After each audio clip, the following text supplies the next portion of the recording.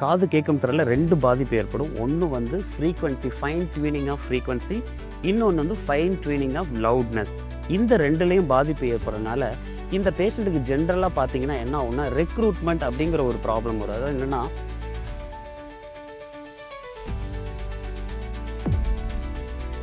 காது கேட்கும் திறனுக்கான அந்த ஆர்கன் ஆஃப் கார்டேங்கிற முக்கியமான உறுப்பை பாதிக்கும் போது இந்த fluctuating hearing loss progressive hearing லாஸாக கூட மாறி கம்ப்ளீட்டாக உங்களுக்கு காது கேட்கக்கூடிய அந்த தன்மை இழக்கிறதுக்கும் வாய்ப்பு இருக்குது.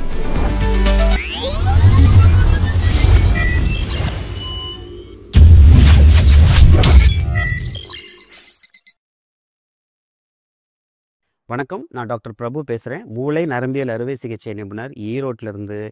இப்போ தலை சுற்றலை பற்றி பார்த்துட்ருக்கோம். கிட்டத்தட்ட தலை சுற்றலை பற்றி நம்ம நிறைய விஷயங்கள் பார்த்துட்டோம். பிபிபிவின்னு சொல்லக்கூடிய அந்த பொசிஷனல் வெர்டிகோ, வெஸ்டிபுலர் நியூரைட்டிஸ், அதாவது நரம்பில் ஏற்படக்கூடிய பாதிப்பு. லாஸ்ட் வீடியோவில் நம்ம வந்து மீனியஸ் டிசீஸை பற்றின ஒரு ஒரு இன்ட்ரொடக்ஷன் பார்த்தோம். இப்போ அந்த மீனியஸ் டிசீஸ், அதாவது நம்ம காது நரம்புக்குள்ளே ஏற்படக்கூடிய அந்த நீர் கோத்து, அதனால் வரக்கூடிய பாதிப்பை பற்றி பார்த்தோம். நம்ம லாஸ்ட் வீக் என்ன பார்த்தோம்னா, மீனியஸ் டிசீஸில் பார்த்தீங்கன்னா உங்களுக்கு வந்து ஒரு சடன் சிவியர் அக்யூட் வெர்டிகோ, அதாவது ஒரு திடீர்னு ஏற்படக்கூடிய ஒரு சிவியரான தலை சுற்றல் வரும்னு பார்த்தோம். அந்த தலை சுற்றல் கூடவே காது கேட்கும் திறன் பாதிக்கப்படும் பார்த்தோம். இந்த தலை சுற்றலும் காது கேட்கும் திறன் பாதிக்கிறதும் 20 நிமிஷத்துலேருந்து 24 மணி நேரம் வரைக்கும் இருக்கும். இது திருப்பியும் வந்து கம்ப்ளீட்டாக ஓரளவுக்கு ரெக்கவர் ஆகிடும். இதுக்கு பேர் தான் வந்து ஃப்ளக்சுவேட்டிங் ஹியரிங் லாஸ் அப்படின்னு சொல்லுவோம். அதாவது என்னென்னா, ஆரம்பத்தில் வந்து ஹியரிங் லாஸ் இருக்கும்.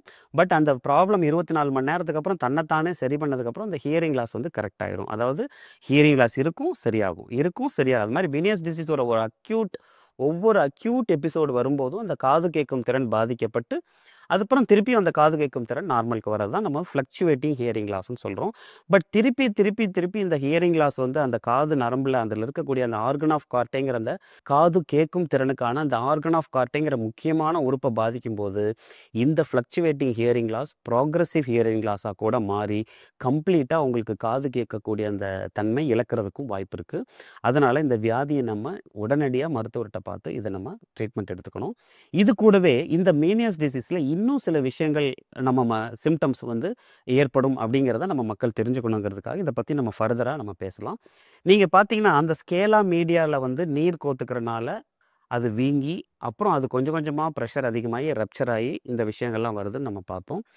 இப்போது இந்த ஸ்கேலா மீடியாவையும் தாண்டி மெம்பரேனஸ் லேப்ரிந்த் அப்படின்னு சொல்லக்கூடிய அந்த டோட்டல் இன்னர் ஏர்லையும் வந்து நீர் கோத்துக்கிறனால யூட்ரிக்கல் சாக்யூல் அப்படிங்கக்கூடிய அந்த வெஸ்டிபுலார் சிஸ்டமும் பாதிக்கப்படுது.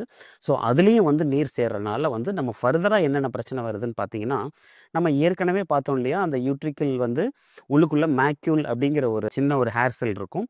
இப்போ அதில் வந்து நீர் சேர்றதுனால என்ன ஆகுனா, கொஞ்சம் கொஞ்சமாக உள்ளுக்குள்ளே ப்ரெஷர் அதிகமாகறனால பேஷண்ட்டோட லீனியர் ஆக்சலரேஷன், நம்ம ஏற்கனவே பார்த்தோம் இல்லையா, அந்த மேக்குலா, அந்த யூட்ரிக்கில் இருக்கக்கூடிய அந்த மேக்குலே வந்து அஃபெக்ட் ஆகிறனால நம்ம லீனியர் ஆக்சலரேஷன், நம்ம நேராக நடந்து போகும்போது நமக்கு வந்து ஒரு இம்பேலன்ஸ் ஆகி நம்ம கீழே விழுந்துருவோம்.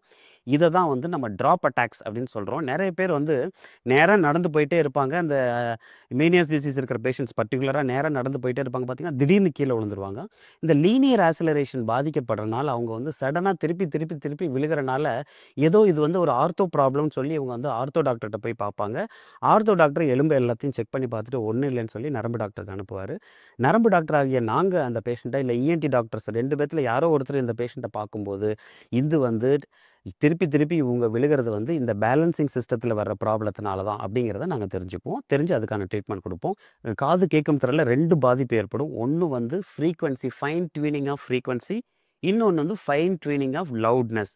இந்த 2லேயும் பாதிப்பு ஏற்படுறதுனால இந்த பேஷண்ட்டுக்கு ஜென்ரலாக பார்த்தீங்கன்னா என்ன ஆகும்னா, ரெக்ரூட்மெண்ட் அப்படிங்கிற ஒரு ப்ராப்ளம் வரும். அதாவது என்னென்னா, இப்போ இந்த மீனியஸ் டிசீஸ் இருக்கிற பேஷண்ட்டுக்கு வந்து நீங்கள் போய் பேசும்போது கொஞ்சம் லோ சவுண்ட், அதாவது லவுட்னஸ் கம்மியாக நீங்கள் பேசிங்கன்னா அவங்களுக்கு சுத்தமாக கேட்காது. உடனே அவங்க என்ன சொல்லுவாங்க, ஏன்பா இவ்வளோ மெதுவாக பேசுகிற, சத்தமாக பேசு அப்படிம்பாங்க. உடனே நம்ம கொஞ்சம் வாய்ஸ் ரெடியூஸ் பண்ணனா, ஏன்பா கத்துற அப்படின்னு சொல்லி அவங்களே கேட்பாங்க. இதுதான் வந்து ரெக்ரூட்மெண்ட். அதாவது லவுட்னஸ் கம்மியாக இருக்கிறத வந்து அவங்களால கேட்க முடியாது. அதுவே கொஞ்சம் லவுட்னஸ் அதிகமாச்சுன்னா அவங்க வந்து அது வந்து அவங்களுக்கு வந்து ரொம்ப அதிகமாக கேட்கும்.